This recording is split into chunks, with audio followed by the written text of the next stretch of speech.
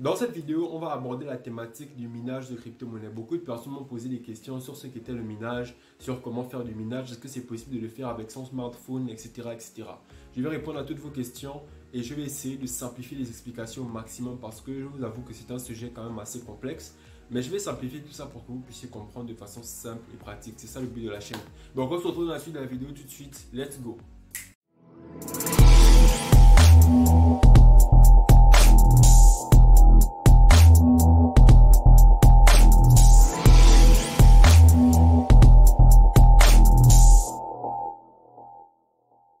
Bonjour à tous et bienvenue sur Crypto Afrique Future. Sur cette chaîne YouTube, on parle de crypto-monnaies en Afrique et on explique à toute la communauté comment les crypto-monnaies fonctionnent de façon simple et pratique. Donc si la thématique t'intéresse, n'hésite pas à t'abonner à la chaîne et surtout active la cloche de notification pour être informé de toutes les prochaines vidéos qui paraîtront sur cette chaîne. Alors pour beaucoup de personnes, le minage de crypto-monnaies, c'est une activité simplement qui sert à gagner de l'argent. Sans plus. Les gens n'ont pas plus d'informations dessus. Il y a beaucoup de personnes qui pensent juste que le minage sert juste à gagner de l'argent. Mais ils ne comprennent pas ce qui se passe. Comment est-ce possible? Pourquoi est-ce qu'on gagne de l'argent comme ça en faisant du minage? Et comment des gens font du minage? Il faut comprendre tout ça. Je vois un peu. Vous ne pouvez pas investir sans comprendre ce que vous faites. Il faut toujours comprendre ce que vous faites. Et lorsqu'une plateforme comme ça vous proposera, voilà, je vous propose la possibilité de miner du Bitcoin, vous, sachant comment le minage de Bitcoin fonctionne, vous n'allez pas tomber dans le panneau parce que vous allez avoir des informations qui vous permettront de pouvoir distinguer le vrai du faux. Alors le minage, je vais d'abord vous contextualiser ce que c'est dans les règles de l'art. Ceux qui ont regardé la vidéo sur la blockchain, vous savez comment fonctionne la blockchain. Pour ceux qui n'ont pas encore regardé la vidéo, regardez celle-ci qui s'affiche juste là. C'est très important parce qu'on ne peut pas parler de minage sans parler de blockchain. Le minage et la blockchain vont de pair parce qu'on fait du minage sur la blockchain pour pouvoir valider les transactions qui sont effectuées sur la blockchain. Donc si vous ne comprenez pas déjà c'est quoi la blockchain, vous aurez beaucoup de difficultés à comprendre ce que c'est que le minage. Alors on va prendre un exemple simple pour être un complément de la vidéo que j'ai déjà faite sur ce qu'est la blockchain. Le minage, en fait, c'est la possibilité de valider les transactions. De quelles transactions on parle ici? Dans une banque, en fait, lorsque vous avez deux personnes qui veulent faire une transaction, par exemple, vous appelez Marie et l'autre s'appelle Joseph. Marie veut envoyer de l'argent à Joseph en passant par la banque. Alors Marie, ce qu'elle va faire, c'est qu'elle va aller vers la banque. Voilà, je vais envoyer de l'argent à Joseph. Et ce que la banque va faire, c'est envoyer de l'argent à Joseph. Mais avant que la banque n'envoie de l'argent à Joseph, la banque va d'abord vérifier si Marie a bel et bien la somme qu'elle veut envoyer dans son compte. Et si c'est bien, si c'est bon, la banque va valider la transaction. Ça veut dire que vous ne pouvez pas envoyer 1 million à quelqu'un depuis votre compte alors que vous n'avez que 100 000 dans votre compte. La banque va vérifier d'abord votre compte et quand elle va vérifier, elle va valider, elle va retirer la somme que vous voulez envoyer et l'envoyer à Joseph. Et là, c'est possible, là, c'est voilà. Après, il faudra encore vérifier que Joseph est bien en compte dans la banque. Ça veut dire que vous ne pouvez pas envoyer de l'argent à quelqu'un d'une banque à une autre si jamais la personne n'a pas de compte en banque. Est-ce que vous voyez? Donc, la banque va vérifier plusieurs choses et toutes ces vérifications-là, c'est par exemple la somme que vous avez dans votre compte, la somme qui va vous rester après avoir envoyé, le nom, votre nom qui vous êtes pour envoyer, le nom de la personne à qui vous envoyez, la somme que la personne a dans son compte avant d'avoir reçu votre envoi, ensuite la somme qu'elle aura après. Donc vous voyez un peu que toutes ces informations-là vont être notées sur un registre. Et ce registre-là, il est détenu par la banque. C'est la banque qui détient le registre lequel sont notées toutes les transactions qui sont effectuées au sein de la banque. Et vu que ce registre-là, il est centralisé, ça veut dire que la banque a le contrôle total dessus. Si la banque veut falsifier quelque chose sur ce registre-là, la banque peut le faire. Personne ne sera informé vu qu'il n'y a que la banque qui détient ce registre-là. Alors la blockchain, c'est également un registre qui permet de noter toutes les transactions qui sont effectuées sur le réseau de la crypto-monnaie, par exemple le Bitcoin. Sur le réseau Bitcoin, il y a des transactions qui sont faites. Si tu veux envoyer de l'argent du Bitcoin à quelqu'un, tu effectues une transaction. Cette transaction n'est pas notée par une banque ou une institution, mais c'est noté sur la blockchain. Et comment est-ce qu'on fait pour noter les transactions? Comment on fait pour valider les transactions? Qui vérifie les transactions? Parce que sur la banque, c'est la banque qui va vérifier les transactions. Mais sur la blockchain, ce sont les mineurs qui vont se charger de vérifier est-ce que vraiment vous avez l'argent dans votre compte? Est-ce que vraiment la personne a un compte et peut recevoir, etc. etc. Et c'est là qu'on parle de minage de crypto-monnaie. Donc en gros, sur la blockchain, la différence avec le registre bancaire, c'est que le registre bancaire, il est détenu uniquement par la banque. Alors que la blockchain, c'est un registre qui est détenu par toutes les personnes qui sont sur le réseau de la blockchain, sur le réseau du Bitcoin, par exemple, si on parle du Bitcoin. Ça veut dire que même vous pouvez tout de suite consulter la blockchain Bitcoin. Si vous partez dans votre compte Trust Wallet et que vous tapez Bitcoin, vous rentrez, vous cliquez sur Bitcoin, ensuite vous tapez, vous regardez en haut à droite, vous cliquez dessus, vous allez juste en bas, vous allez voir l'explorer.io ou un truc comme ça. Et ce sera à blockchain Bitcoin. Vous cliquez dessus, vous allez pouvoir voir toutes les transactions qui sont effectuées sur la blockchain Bitcoin à l'instant T. Vous pouvez tout voir sur la blockchain. Ça veut dire que n'importe qui a la possibilité de consulter le registre, contrairement à dans la banque. Et pour valider les transactions, justement, c'est n'importe qui peut le faire en étant un mineur, en minant du Bitcoin, en minant de la crypto-monnaie et pour pouvoir valider les transactions, vérifier et gagner de l'argent, bien sûr, en le faisant.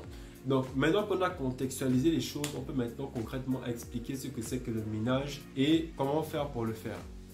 J'aime bien faire des tautologies. Alors, le minage, c'est une activité spécifique aux crypto-monnaies qui est basée sur la preuve de travail, le proof of work. Pourquoi? Parce que, en fait, si vous voyez POW, c'est proof of work. Hein, il faut noter ça. Parce qu'en fait, lorsqu'on fait du minage, on travaille dans la mesure où ce sont des calculs mathématiques que l'on va effectuer. Et pour faire des calculs mathématiques, il faut utiliser un appareil qui va nous fournir une certaine puissance de calcul. C'est cette puissance de calcul-là qui va nous permettre de valider les transactions en fait. Donc du coup, c'est du travail et c'est ça qu'on appelle preuve de travail. Il faut que tu puisses avoir validé un calcul pour pouvoir avoir la validation d'un bloc et pour pouvoir être payé. On va expliquer plus ça par la suite, ne vous inquiétez pas. Mais là, je vais vous expliquer simplement c'était quoi la preuve de travail. Donc, c'est sur ça qu'est basé le minage en fait. Le minage, c'est l'action de pouvoir valider les transactions par la preuve de travail. Maintenant, comme beaucoup pourraient le penser, le Bitcoin, ce n'est pas la seule crypto-monnaie que l'on peut miner. Il y a beaucoup de crypto-monnaies. L'Ethereum, on peut le miner. Le Bitcoin Cash, on peut le miner. Le Monero, on peut le miner. Donc, il y a beaucoup de crypto-monnaies que l'on peut miner avec le Proof of Work, avec la preuve de travail POW. Et il faut bien comprendre qu'on appelle ça mécanisme de consensus. Si un jour vous entendez mécanisme de consensus, ça veut dire qu'il y a différents mécanismes qui permettent de valider des transactions.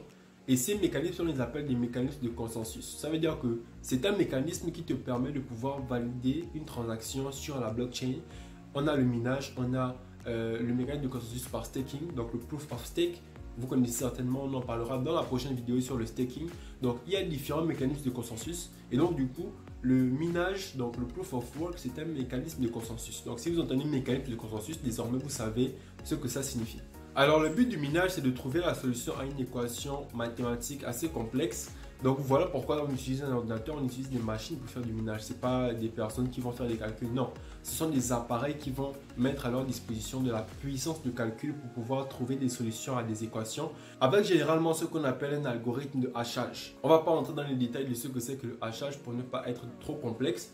Mais en gros, lorsque vous avez trouvé la solution, vous avez la possibilité maintenant, vous, de publier le prochain bloc. Ça veut dire que sur la blockchain, quand on dit blockchain en fait, c'est le registre. Et sur le registre en question, vous allez noter les transactions et les différentes transactions qui vont être notées. Imaginez un peu, vous avez un livre.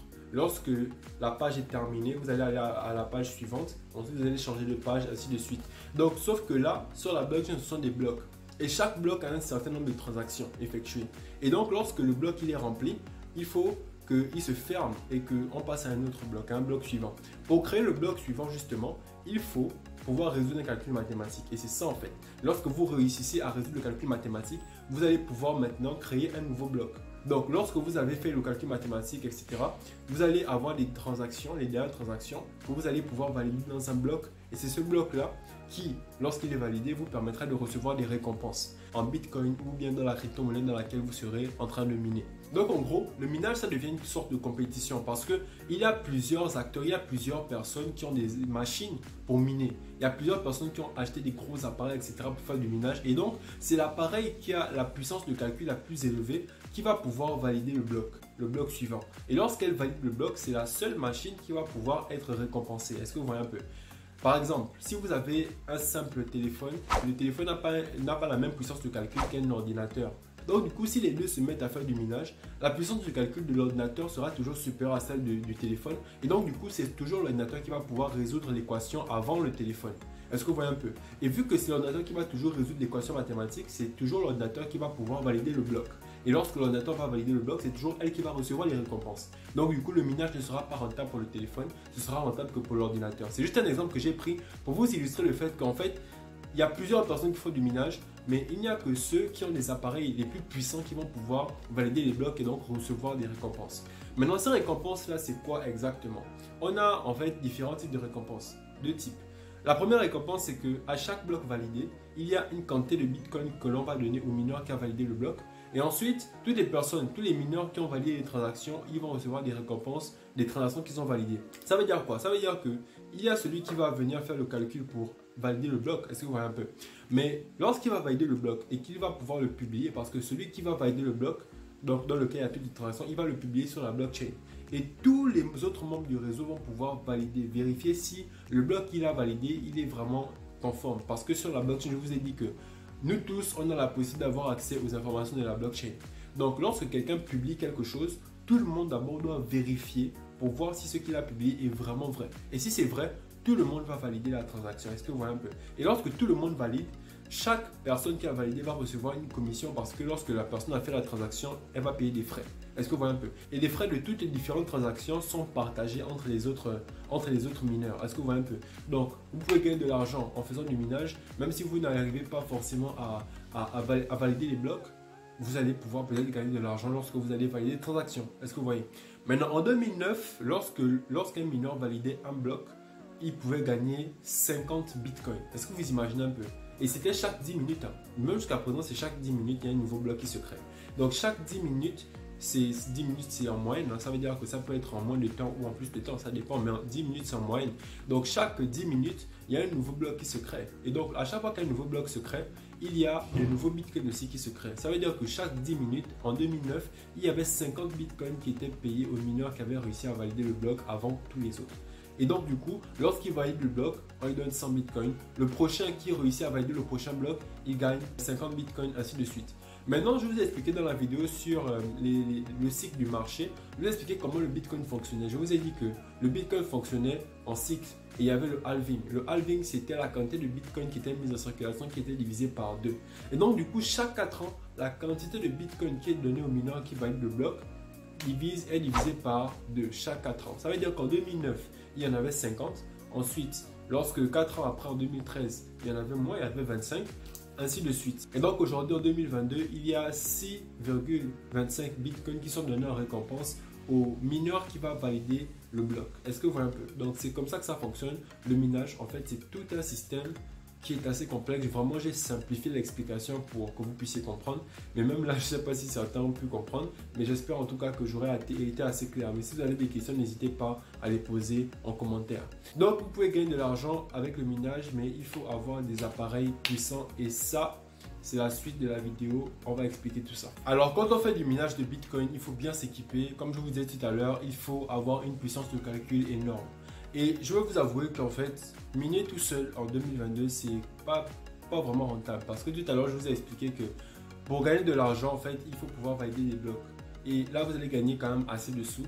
Mais en fait, il y a de plus en plus de gros acteurs qui se sont positionnés sur l'industrie du minage que eux, ils ont vraiment une énorme puissance de calcul. Et lorsque, je vous ai pris l'exemple avec le téléphone et l'ordinateur, le téléphone ne pourra jamais valider un bloc devant l'ordinateur.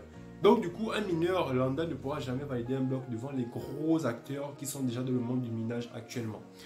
Donc du coup, voilà un peu, je vais essayer de vous expliquer un peu les différents appareils que vous pouvez utiliser pour miner. Mais là, franchement, je vous disais que ce ne sera pas très rentable si vous le faites de façon individuelle. Et déjà, il y a beaucoup de choses à prendre en compte lorsqu'on parle de minage parce que ça repose sur beaucoup de choses. La rentabilité du minage repose sur beaucoup de choses. Mais on va en parler dans la suite. Alors déjà, il faut comprendre que pour miner en 2022, c'est vraiment beaucoup plus compliqué qu'en 2009. Parce que les équations deviennent de plus en plus compliquées au fur et à mesure que l'on mine. Est-ce que vous voyez un peu? Donc avant 2009, il n'y avait pas vraiment beaucoup de transactions. Donc du coup, c'était quand même assez facile de pouvoir valider les transactions, valider les blocs. Alors que maintenant, il faut de plus en plus de puissance de calcul pour pouvoir valider les blocs de plus en plus. Ça veut dire qu'avant, c'était impossible de miner avec un téléphone. Ou un ordinateur simplement. Mais aujourd'hui, c'est plus possible parce que la difficulté des calculs, elle est tellement puissante que les appareils simples ne peuvent pas le faire, les téléphones, etc. Donc là, je vais vous expliquer quels sont les éléments que vous pouvez avoir pour faire du minage avec une puissance de calcul assez élevée pour au moins essayer de compétir avec les gros acteurs qu'il y a sur le marché déjà. Donc déjà, on va parler du ASIC. Le ASIC, c'est un appareil qui permet de faire du minage, sauf que le ASIC, il permet de faire du minage avec un algorithme spécifique. Ça veut dire que quand on parle d'algorithme, on parle de blockchain. Sur une blockchain spécifique, si vous voulez un ASIC pour le Bitcoin, ça ne va pouvoir faire du minage que sur la blockchain Bitcoin. Donc du coup, l'avantage avec c'est que c'est très puissant et ça vous permettra de faire des calculs très puissants également. Mais le truc c'est que c'est assez cher, assez cher. Quand je parle de cher, c'est-à-dire que pas moins de 1500 euros. Ensuite, vous avez le FPGA. Le FPGA par rapport au ASIC, c'est que bon, il est très polyvalent. Ça veut dire que la puissance de calcul n'est peut-être pas supérieure à celui du ASIC, mais juste que lui, il est polyvalent. Ça veut dire qu'il peut miner plusieurs crypto-monnaies différentes, mais tout de même, il y a une puissance également de calcul qui est non négligeable et qui peut vous permettre de valider des blocs. Bon, juste un peu plus accessible, il y a les GPU et les CPU. Bon, tout ça c'est assez complexe, mais ce sont des processeurs en fait. Vous avez des processeurs comme Intel, vous avez des processeurs comme Ryzen, etc. Donc ces différents processeurs peuvent vous permettre de miner, mais jamais avec la même puissance qu'un ASIC ou qu'un FPGA. Pas du tout. Donc du coup, en gros, c'est ça, le minage de crypto-monnaies, ce n'est pas possible de le faire avec un téléphone ou un simple ordinateur. Parce que lorsque vous allez faire du minage, en fait, vous allez assembler beaucoup de composants informatiques. Il faut déjà avoir quand même une certaine base. Mais ce sera encore très compliqué d'avoir ces composants informatiques là parce qu'ils sont assez chers. Et il faut également pouvoir gérer certains paramètres. Tout à l'heure, je parlais de paramètres parce que lorsque vous faites du minage, vous devez vous assurer que vous avez de l'électricité. La quantité d'électricité que vous dépensez, parce que le minage, ça tire beaucoup d'électricité. Donc, il faut que ce que vous gagnez en minant soit supérieur à ce que vous dépensez en électricité. Donc, ça, c'est déjà un paramètre. Deuxième paramètre, il faut déjà voir que c'est quelque chose qui fait du bruit. Donc, vous ne pouvez pas avoir une machine de minage chez vous parce que ça va vous faire assez de bruit. Ça va vous déranger pendant la nuit. Et ensuite, il y a encore l'élément du fait que ça chauffe. Parce que lorsque le processeur il est en activité, le processeur il chauffe. Donc il faut toujours le ventiler. Et il faut qu'il soit dans un endroit assez ventilé, assez aéré pour pouvoir éviter la surchauffe. Ça veut dire que forcément ça va surchauffer. Donc du coup l'appareil de minage va forcément se gaspiller à un moment donné. Les appareils de minage en général ils ont une durée de vie de 2, 3 ans, 4 ans maximum. Et donc du coup vous pouvez pas imaginer un peu une machine qui a une puissance de calcul vraiment élevée. Elle se gaspille après 2-3 ans. Maintenant, imaginez un simple téléphone ou un simple ordinateur. C'est vraiment compliqué. Donc, c'est vraiment des paramètres qu'il faut prendre en compte quand on parle de minage. Donc, lorsqu'on vous parle de minage de Bitcoin, là, c'est pas possible. Vous ne pouvez pas miner du Bitcoin avec un simple téléphone ou un simple ordinateur. Il faut des processeurs puissants et vous seul, vous n'allez pas pouvoir valider les blocs parce qu'il y a des gros acteurs qui sont déjà sur le marché et qui font du minage. Maintenant, là, vous pouvez peut-être compétir, c'est si vous minez par exemple des crypto-monnaies qui sont moins connues, là, peut-être vous pouvez gagner quelque chose parce que ces crypto-monnaies-là, il n'y a pas encore de gros acteurs dessus, mais c'est également plus risqué parce qu'elles n'ont pas encore fait leurs preuves, etc. Donc, voilà un peu comment fonctionne le minage. J'espère que dans cette vidéo, je vous aurai expliqué l'essentiel. C'était Arnaud de Crypto Afrique Future. On se retrouve dans les prochaines vidéos. Peace!